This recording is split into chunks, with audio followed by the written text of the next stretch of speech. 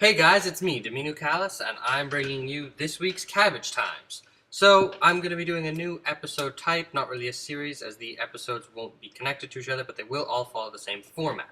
I'm going to be calling it 1 mil against the clock, or race to 1 mil or something, I don't know, something classy, something catchy like that. So the way it's going to work is I'm going to have no time limit, but I'm going to have to make 1 mil using a bunch of different money-making methods. And after that, I'm gonna time it, and we're gonna see how long it takes, and we're gonna see how much XP I gain, and we're gonna give the method a score. So each method's gonna have its own score. Let's say the ultimate score would be 12 million experience in 25 seconds. So then it would have a score of 25 over 12 million. So that would obviously be the best moneymaker in the whole game, but it doesn't exist. I'm sorry to burst the bubble. So then, judging by the score, you can kind of tell what exactly the method's going to be like. Something with very high XP and high time is going to be like a training method that makes you money. Something that has very low XP, very low time is going to be something that's purely a money maker. We're talking like making unfinished potions and stuff. So for this money maker, which is picking up blue dragon scales in the Taverley dungeon, you need a bunch of things. The only one that's kind of set in stone that you absolutely must have is 70 agility. Without 70 agility, sorry guys, the method really not possible. It just can't be done. You'd have to walk all that way with the dusty keys, which fills an inventory spot. Not possible. There are other two things that are quite helpful to have, but again, not necessary. 52 summoning for a Spirit Terror Bird, very helpful. Gives you an extra 12 spaces in your inventory, which is for all extensive purposes another half inventory. So that saves you 25%. You get 25% more, saves you 25% of the time. Another thing you can have is 60 Dungeoneering, so you can access this resource dungeon that I'm in right now.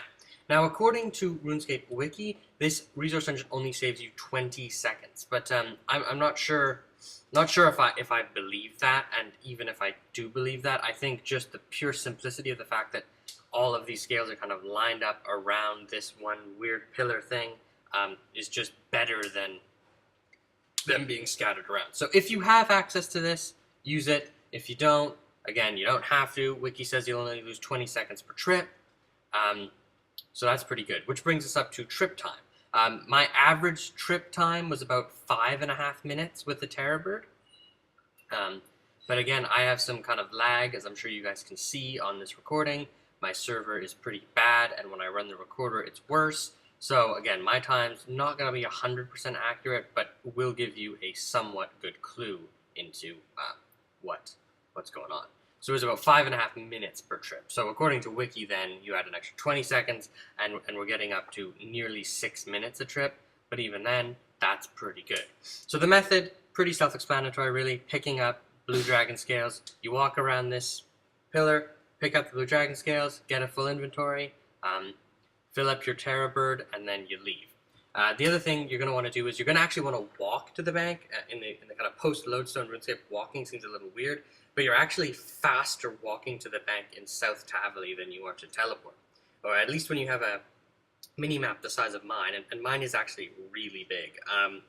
It allows you to kind of one click from right outside the dungeon to the Taverley bank. So that's a huge time saver. I guess my feelings on this method is it's actually really boring and very click intensive.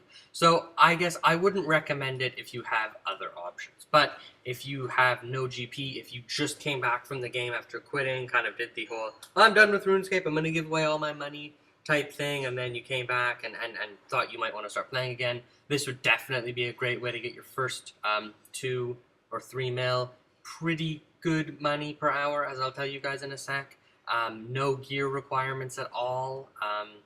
So that's pretty decent, but if you have better options, really, personally, I would say use them. So then the score for this method comes down to 51.55. So that's the time it took 51 almost 52 minutes, and 692 experience. And this is if you grind them. If you don't grind the scales, then you only get 220 XP.